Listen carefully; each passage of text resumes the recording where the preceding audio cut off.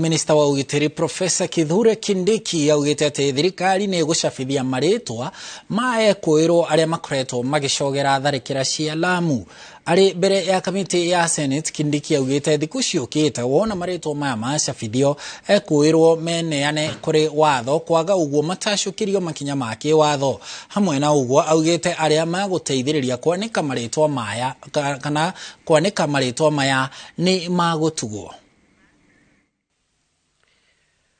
We also have set in place a joint terrorism task force. Likewise, Kenya has a very robust financial reporting center whose mandate, among other things, is to track inflows and outflows of financial resources into our financial system.